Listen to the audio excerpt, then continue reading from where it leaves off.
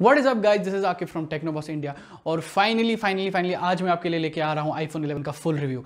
मैंने इसका unboxing video पहले ही किया हुआ है और अगर आप लोगों ने नहीं देखा है तो आप पहले वो देखिए, मैंने डिस्क्रिप्शन में लिंक दे दिया है और उसके बाद वापस आइए।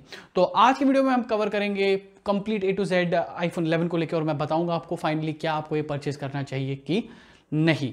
ऑफकोर्स प्राइस काफ़ी ज़्यादा है और उसके हिसाब से काफ़ी कॉन्ट्रोवर्शियल वीडियो हो सकता है। तो बिना किसी टाइम वेस्ट के चलिए वीडियो को हम लोग शुरू करते हैं।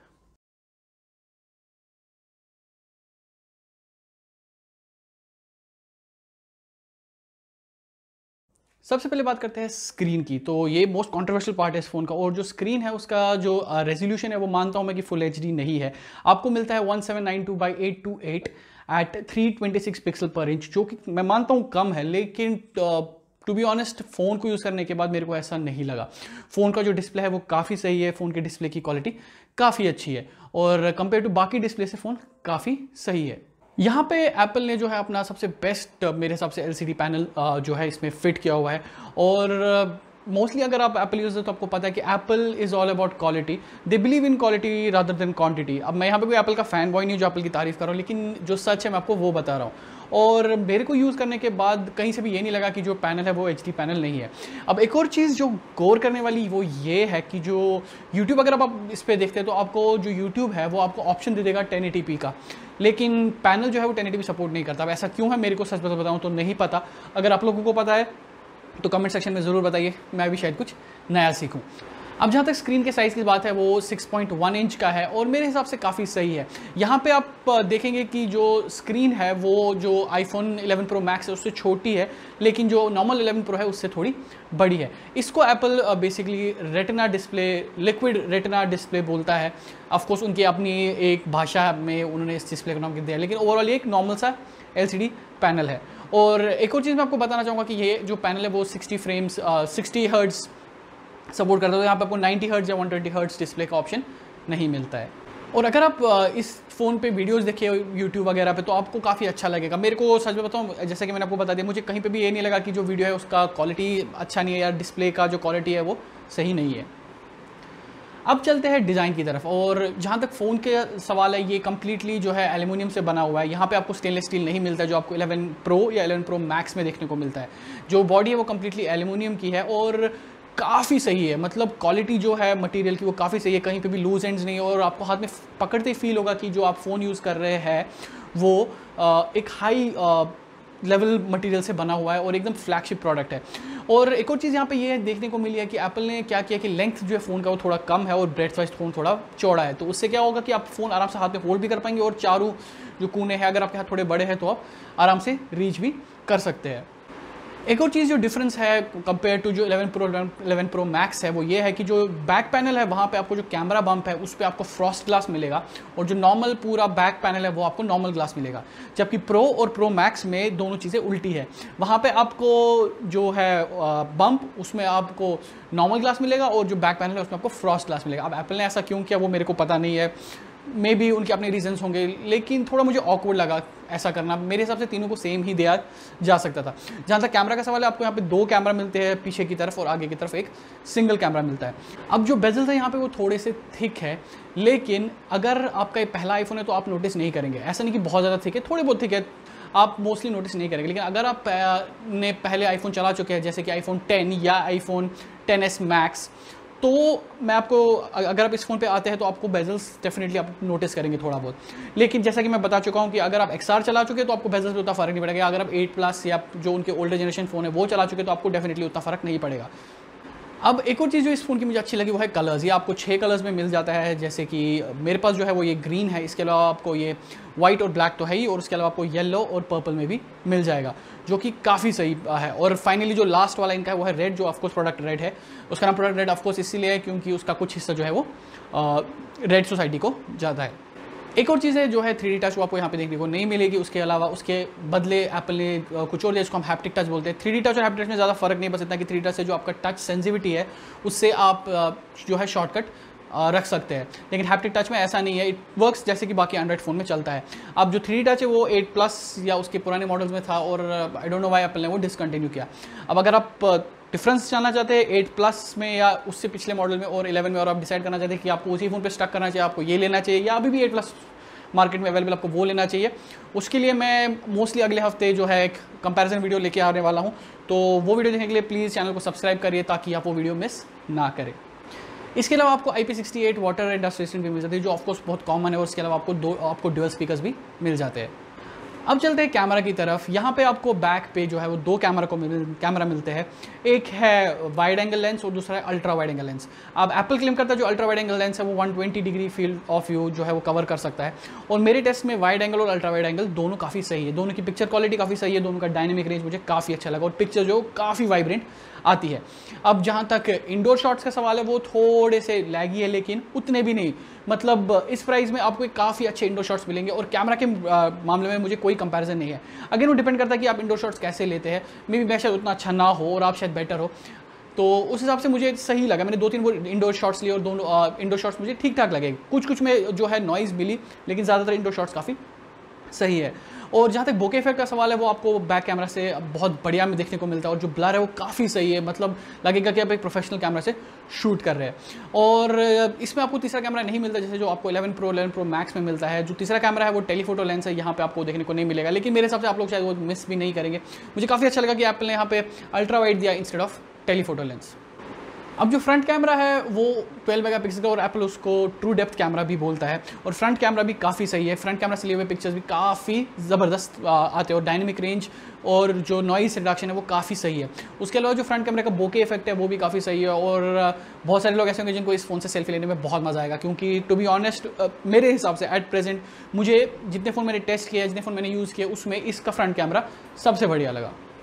अब आपको 4K रिकॉर्डिंग फ्रंट और बैक दोनों में मिल जाती है, लेकिन ये क्या खासियत है इसमें और क्या डिफरेंट करता है इसको बाकी से, वो ये है कि इसमें 24 और 30 फ्रेम्स के अलावा 60 फ्रेम्स पर सेकंड पे भी आप शूट कर सकते हैं।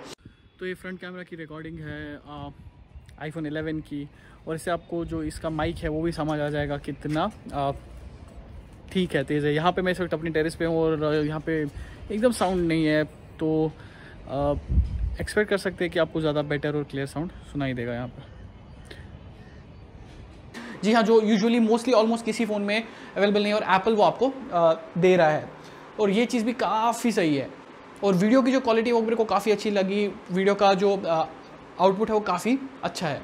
और एक और चीज़ जो इस फ़ोन की काफ़ी सही है वो इसका ये है कि जो कंपेयर टू XR जो इसका बैक कैमरा का बोके इफेक्ट है वो सिर्फ ह्यूमंस पे नहीं काम करता है, जैसे कि XR में ऐसा था। जब वो अगर आप एनिमल्स है या ऑब्जेक्ट्स है उन पे भी आराम से कवर कर लेता है, और ये चीज़ एप्पल ने काफ़ी सही की, क्योंकि बहुत सारे लोगों का कंप्लेंट था XR से कि वो सिर्फ जो है वो ह्यूमन फेसेस पे ये चीज़ ह्यूमन फेसेस पे बोके इफेक्ट कवर करता है, लेकिन यहाँ पे आपको ऐसा नहीं मिलेगा। आप ह्यूमंस, एनिमल्स, प्रोडक्ट्स किसी पे भी बोके इफेक्ट यूज़ कर सकते हैं, और वो आराम से काम करता है। अब जहाँ तक फेस आईडी का सवाल है, ये मैं इसलिए कवर कर रहा हूँ क्योंकि एप्पल का ये मेन जो है आईडी है, जिससे आप मेन सिक्योरिटी फीचर है। यहाँ पे आपको फिंगरप्रिंट नहीं मिलता ऑफ कोर्स, लेकिन जो फेस आईडी वो काफ़ी सही है, और एप्पल बोल रहा है कि वो 30% फास्टर है। और मेरे टेस्ट में अराउंड 95 to 98% टाइम इसने रिकॉग्नाइज़ किया। कहीं कहीं जगह पे शायद मिस कर दिया हो, लेकिन मोस्टली कर देता है रिकॉग्नाइज। और एक चीज़ मैं ज़रूर बताना चाहूँगा, क्योंकि अभी कोविड का सिचुएशन चल रहा है और most of the people mask में, क्योंकि तो ये मास्क में फेस रिकॉग्नाइज नहीं करेगा। इसमें मैं आपको बताना चाहता हूँ कि अगर आप, क्योंकि बहुत लोगों के लिए अनोइंग हो सकता है, अगर आप बाहर है और आप फ़ोन यूज़ कर रहे हैं तो आप को पिन डालना पड़ेगा, क्योंकि आपको फिंगरप्रिंट नहीं मिलता, और फेस आईडी मास्क के साथ रिकॉग्नाइज आपका फेस नहीं करेगा। अब प्रोसेसर के मामले में यहाँ पे आपको एप्पल A13 बायोनिक चिप दे रहा है, जो कि बहुत फास्ट है। मेरे हिसाब से it is one of the best chip sets, और कई जगह पे 865 जो है स्नैपड्रैगन का उसको भी मात दे देता है। ऐप्स बहुत तेज़ी से लोड होती है, कोई भी ऐप में मुझे कहीं पे लोडिंग का प्रॉब्लम नहीं हुआ, और गेम्स काफ़ी सही चलती है। एप्पल का रैम मैनेजमेंट भी अच्छा है, और यहाँ पे मोस्टली मैं रैम के बारे में बात नहीं करूँगा, क्योंकि जब आप आईफोन लेते हैं आप ये नहीं देखते कि उसमें 3 GB रैम है, 4 GB रैम है, 6 GB रैम है। आपने बहुत सारे टेस्ट देखे होंगे बहुत सारे यूट्यूबर्स के, जहाँ पे जो एप्पल के फ़ोन है जिसमें 3 या 4 GB रैम है, उनने 6 GB रैम या 8 GB रैम वाले फ़ोन्स को भी हराया है। तो रैम मैनेजमेंट तो एप्पल का वैसे भी अच्छा है, और आपको कहीं भी लैग नहीं मिलेगा, फ़ोन एकदम स्मूथ बटर की तरह चलता है। जहाँ तक कॉल क्वालिटी का सवाल है, कॉल क्वालिटी काफ़ी सही है, रिसेप्शन में कोई प्रॉब्लम नहीं है, काफ़ी इजीली जो है मेरे को बात सुनाई दी, और जो अदर साइड ऑफ पर्सन था जिससे मैं बात करता हूँ उसको भी कॉल जो है आवाज़ काफ़ी अच्छे से सुनाई दी। जो एयरपीस है वो काफ़ी लाउड है, और आपको मेरे हिसाब से तो कोई प्रॉब्लम दूर दूर तक नहीं होगी।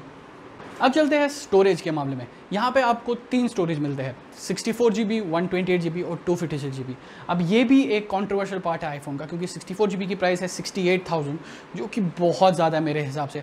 जस्ट बिकॉज ये एप्पल का फ़ोन है इसीलिए इतना प्राइस है, और मेरे हिसाब से लोग लेंगे भी, लोगों को फ़र्क नहीं पड़ेगा क्योंकि अगेन इट्स एप्पल। लेकिन मेरे हिसाब से प्राइस काफ़ी ज़्यादा है।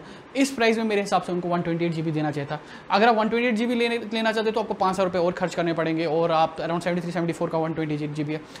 256 GB की मैं बात नहीं करूँगा क्योंकि उसका काफ़ी ज़्यादा प्राइस है, और मेरे हिसाब से उसके बारे में डिस्कस करने का कोई फ़ायदा नहीं है। उस प्राइस में मैं आपको बस ये बता दूंगा कि आप अपग्रेडेड मॉडल ले सकते हैं आईफोन का कुछ और पैसे डाल के। तो 256 GB तो आप रहने दो, लेकिन अगर आप मेरे से पूछें कि आपको 64 लेना चाहिए या 128 GB लेना चाहिए, देखिए बात सिंपल सी, अगर आप 68,000 रुपीज़ खर्च कर रहे हैं तो मेरे हिसाब से 5,000 रुपये और दीजिए और जो है अपग्रेडेड मॉडल लीजिए। रीज़न सिंपल है, इसमें आपको मेमोरी कार्ड का ऑप्शन नहीं मिलेगा, और अगर आप आईफोन लेंगे तो डेफिनेटली आप 3 से 4 साल चलाएंगे क्योंकि एप्पल अपडेट्स के मामले में बहुत सही है। अराउंड 5 से 6 इटरेशंस जो है अपडेट्स की वो दे देता है। और अगर आप आईफोन 11 लेंगे, आप इतना खर्चा कर रहे हैं तो आप डेफिनेटली 4 साल से 5 साल 4 साल से 5 साल नहीं तो एटलीस्ट 3 से 4 साल तो चलाएंगे ही। तो ऐप्स का जो है वो यूजुअली साइज़ बढ़ने लगता है, और उसके अलावा जो है अपडेट्स भी आएंगे। तो मैं आपको रेकमेंड करूँगा आप 128 GB ले, 64 GB मत लीजिए। 5,000 रुपये और शेल आउट करिए, वो मेरे हिसाब से ये मेरी एडवाइस है, बाकी आप लोगों की अपनी मर्जी। अब चलते हैं बैटरी की तरफ, और यहाँ पे मैं बहुत खुश हूँ एप्पल से। जो XR था उसकी ऑलरेडी बैटरी काफ़ी अच्छी थी, और एप्पल ने क्लेम किया कि जो इसकी बैटरी है वो 1 आवर मोर है उससे, और ऐसा है भी। अराउंड 17 आवर्स का वीडियो प्लेबैक है, लेकिन मेरे टेस्ट में जो रियल वर्ल्ड टेस्ट है उसमें आराम से आप 1.5 दिन फ़ोन यूज़ कर सकते हैं। अगर आप थोड़े हैवी यूज़र है तो अगर आप सुबह स्टार्ट करते हैं फ़ोन यूज़ करना और शाम होते होते फ़ोन में आराम से 20 to 30% बैटरी रहेगी। तो बैटरी के मामले में मुझे दूर दूर तक कोई इशू नहीं है। और अगर आप एक फ़ोन देख रहे हैं जो इसका बैटरी अच्छा हो तो ये आप डेफिनेटली ले सकते हैं। बैटरी इज़ परफेक्ट इस फ़ोन की। अब सिंस हम बैटरी के बारे में बात कर रहे हैं तो मैं चार्जिंग के बारे में भी ज़रूर बोलूँगा। तो यहाँ पे एक और डिसअपॉइंटमेंट हमारा एप्पल की तरफ से हमारे लिए, आई डोंट नो क्यों एप्पल ऐसा कर रहा है, बट अभी भी आपको वही घटिया 5 वाट चार्जिंग मिलेगी बॉक्स में, जबकि फ़ोन जो है वो 25 वाट सपोर्ट करता है। अब यार देखो, अगर आपको 25 वाट चार्जर चाहिए तो आपको मार्केट में जाना है और आपको सेपरेटली जो है वो चार्जर ख़रीदना पड़ेगा। आपको अडाप्टर सेपरेटली ख़रीदना है क्योंकि जो अडाप्टर आपको बॉक्स में मिलता है वो USB-A है, लेकिन जो 25 वाट सपोर्ट करता है उसके लिए आपको जो है Type-C अडाप्टर चाहिए, और आपको Type-C टू लाइटनिंग केबल भी खरीदनी पड़ेगी, जिसका अगेन कॉस्ट काफ़ी ज़्यादा है। तो I would have expected Apple चलो 25 वाट नहीं एटलीस्ट 10 वाट्स का चार्जर तो बॉक्स में देना ही चाहिए था, कंसिडरिंग द प्राइस हम लोग पे कर रहे हैं। होपफुली आईफोन 12 के साथ ऐसा हो, लेकिन जैसे कि मैं अपने वीडियो में बता चुका हूँ कि शायद आईफोन 12 का चार्जर ही ना हो। लेट्स सी, वो तो फ्यूचर ही बताएगा क्या होगा आगे। फाइनली अब आपको क्या ये फ़ोन लेना चाहिए कि नहीं। तो देखिए, अगर आप आईफोन यूज़र है तो definitely most of the iPhone users जो मैंने देखे वो आईफोन पे ही अपग्रेड करते हैं। और अगर आप आईफोन यूज़र है तो अगर आप एक नया आईफोन लेना चाहते हैं और अगर आप 7 प्लस या 8 या XR से अपग्रेड करना चाहते हैं तो आप 11 लीजिए। 11 काफ़ी अच्छा फ़ोन है और आपको काफ़ी सही लगेगा, काफ़ी ज़्यादा अपग्रेड्स मिले हैं, तो मेरे हिसाब से आपको बाई करना चाहिए। लेकिन अगर आपके पास ऑलरेडी आईफोन 10 है या आप जो है 10s मैक्स यूज़ कर रहे हैं तो आपको 11 नहीं लेना चाहिए। मैं आपको रेकमेंड करूँगा आप 11 प्रो या 11 प्रो मैक्स लीजिए। मोस्टली 11 प्रो मैक्स मानता हूँ प्राइस काफ़ी ज़्यादा है, लेकिन डेफिनेटली अगर आप आईफोन ले रहे हैं तो प्राइस तो पे करना पड़ेगा यार। अब अगर आप एंड्रॉइड से आ रहे हो और आप आईफोन ले रहे हो और अपना पहला आईफोन लेना चाहते हैं तो 11 बहुत अच्छा बाई है, आप डेफिनेटली इसको ले सकते हैं।